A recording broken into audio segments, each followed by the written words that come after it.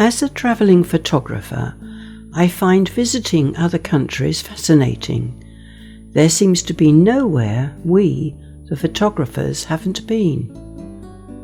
What is truly amazing is we can just glance at an image and say, I know that place, it's in such and such a country, and not to be outdone, can name the exact spot. The following images will, I am sure, be recognised, whether they be near to home or the other side of the world.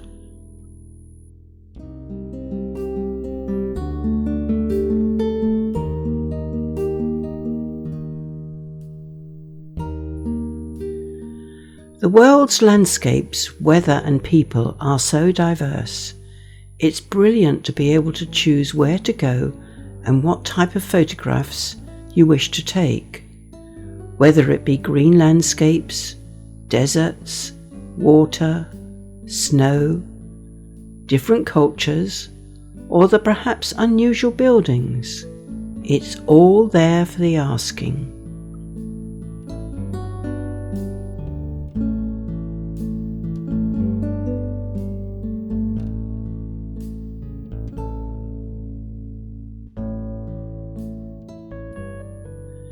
I have only been to 43 countries, which by today's standards isn't that many.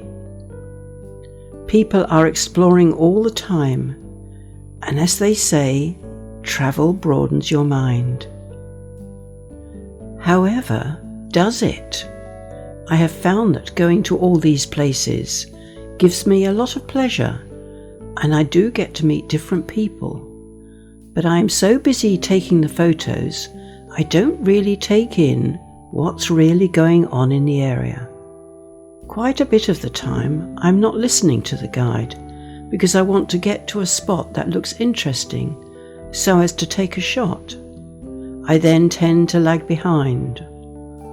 Although I do take the iconic shots, I really want to get something different to everyone else and not use the familiar tripod holes. The architecture is so different compared to the UK, and the types of living accommodation are so diverse.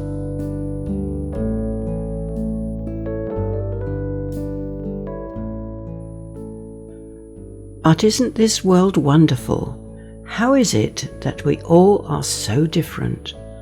Obviously, weather plays an important part as to how people live and the way they work.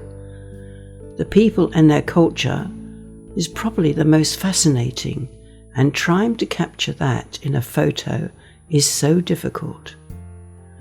I do now marvel at the different ways of life I've encountered and the way they cope.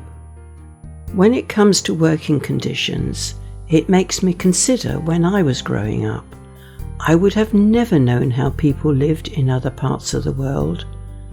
Travel is changing all the time.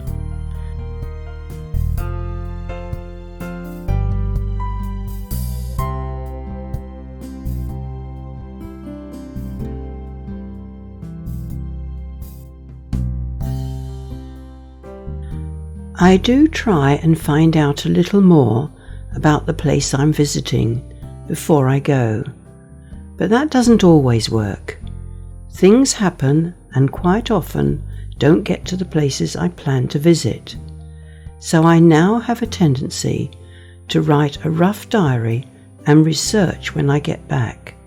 And that's when I find the place I have been to all the more interesting.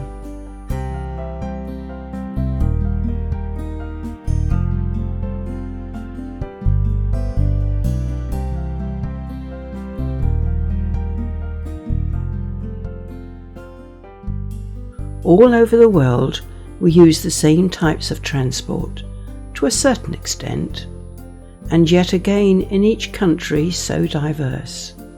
Health and safety doesn't come into the equation when it comes to transport, especially watching two people on a bike.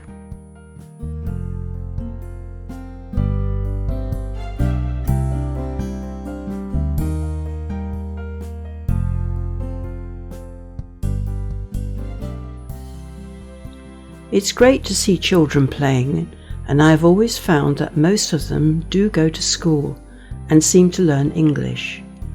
The children, I have noticed, always seem to be happy and are certainly very inquisitive, but they do seem to have to look after their younger siblings and help the family in many ways.